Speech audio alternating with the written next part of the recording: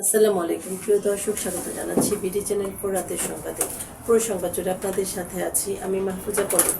শুরুতে জানিয়ে দিচ্ছি আলমগীর হোসেন সিটি সংবাদ শিরোনাম।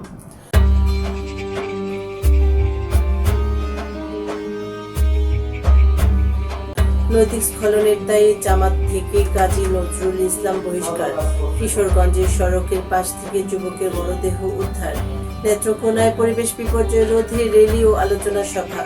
কিশোরগঞ্জে পাওনা টাকা চাইতে গিয়ে প্রাণ গেল অটো রিকশা চালকের। রুনা লায়লার একক সঙ্গীতানুষ্ঠান ও সম্মাননা প্রদান। ককরোচ জনতা পার্টির আন্দোলনের জেরে দিল্লির 16 মেট্রো স্টেশন বন্ধ ঘোষণা। মেসিকে ভালোবাসায় সিক্ত করল রোজারিও। এবার সিটিলের বিস্তারিত সংবাদ।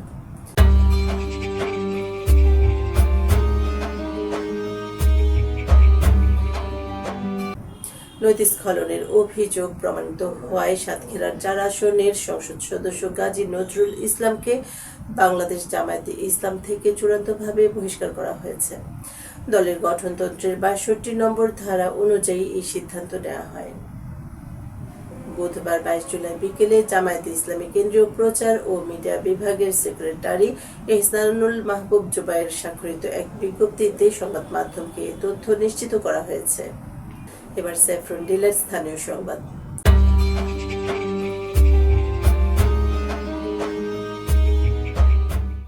কিশোরগঞ্জ ভৈরব আঞ্চলিক মহাসড়কের পাশ থেকে মানিক মিয়া নামের এক যুবকের মরদেহ উদ্ধার করেছে পুলিশ। বুধবার 22 জুলাই ভোর 5:30টার দিকে কিশোরগঞ্জ সদর উপজেলার বিন্নাটি ইউনিয়নের পিসিআইসি গোডাউনের সামনে থেকে মরদেহটি উদ্ধার করা হয়। নেত্রকোনায় পরিবেশ বিপর্যয় রোধে জনসচেতনতামূলক র্যালি ও আলোচনা সভা অনুষ্ঠিত হয়েছে। আজ বেলা 11টায় জেলা শহরের পূর্ব কাটালীর প্রকৃতি বাগানে এই আলোচনা সভা অনুষ্ঠিত হয়। কিশোরগঞ্জে পাওনা টাকা চাইতে গিয়ে ছুরিকাঘাতে গুরুতর আহত হওয়ার 9 দিন পর চিকিৎসাধীন অবস্থায় রোকন নামে এক অটোরিকশা চালকের মৃত্যু হয়েছে। আজ দুপুরে নিহতের বড় ভাই মোহাম্মদ সোহরাব বিষয়টি নিশ্চিত করেছেন।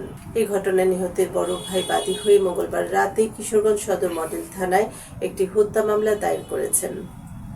এবার বেলিফুল ক্যাফে এন্ড রেস্টুরেন্ট বিনোদন সংবাদ।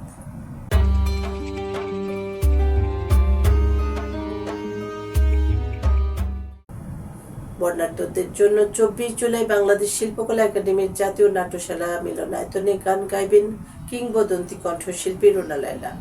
পাশাপাশি তাকে সম্মাননা প্রদান করা হবে।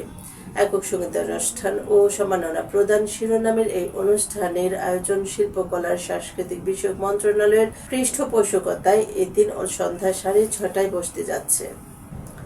এবার জীবন্তী হেলথ সেন্টার আন্তর্জাতিক খবর।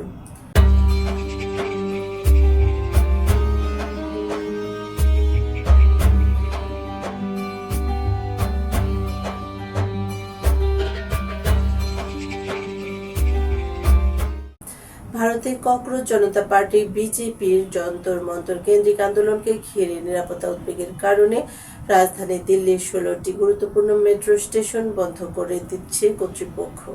আজ সকাল থেকে Delhi metro rail corporation DMRC পরবর্তী নির্দেশ না দেওয়া পর্যন্ত এসব স্টেশনে ট্রেন চলাচল ও প্রবেশ বন্ধের ঘোষণা দেয়। এবার সেফ লাইফ টয়লেট্রিজ লিমিটেড খেলার সংবাদ।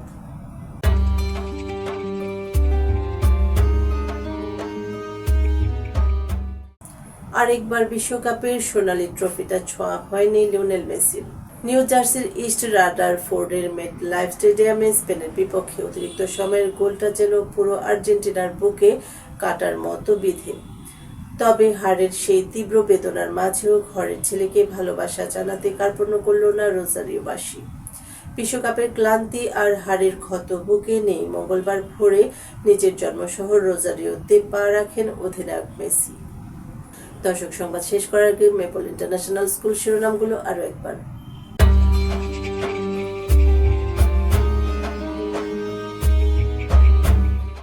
নৈতিক স্খলনের দায়ে জামাত থেকে কাজী নজরুল ইসলাম বহিষ্কার। কিশোরগঞ্জের সড়কের পাশ থেকে যুবকের মরদেহ উদ্ধার। নেত্রকোনায় পরিবেশ বিপর্যয় রোধে র্যালি ও আলোচনা সভা। কিশোরগঞ্জে পাওনা টাকা চাইতে গিয়ে প্রাণ গেল অটো রিকশা চালকের। রুনা লায়লার একক সঙ্গীতানুষ্ঠান ও সম্মাননা প্রদান। ককরোচ জনতা পার্টির আন্দোলনের জেরে দিল্লির 16 মেট্রো স্টেশন বন্ধ ঘোষণা। মেসিকে ভালোবাসায় সিক্ত করলো রোজারিও। দর্শক, এই ছিল বিডি চ্যানেল 4 রাতের সংবাদ। সকলকে পরবর্তী সংবাদ দেখার আমন্ত্রণ জানিয়ে এখানে বিদায় নিচ্ছি। আপনারা ভালো থাকুন, সুস্থ থাকুন। নিত্য নতুন খবর পেতে বিডি চ্যানেল 4 এর ফেসবুক পেজ ও ইউটিউব চ্যানেলের সঙ্গে থাকুন। শুভরাত্রি, আল্লাহ হাফেজ।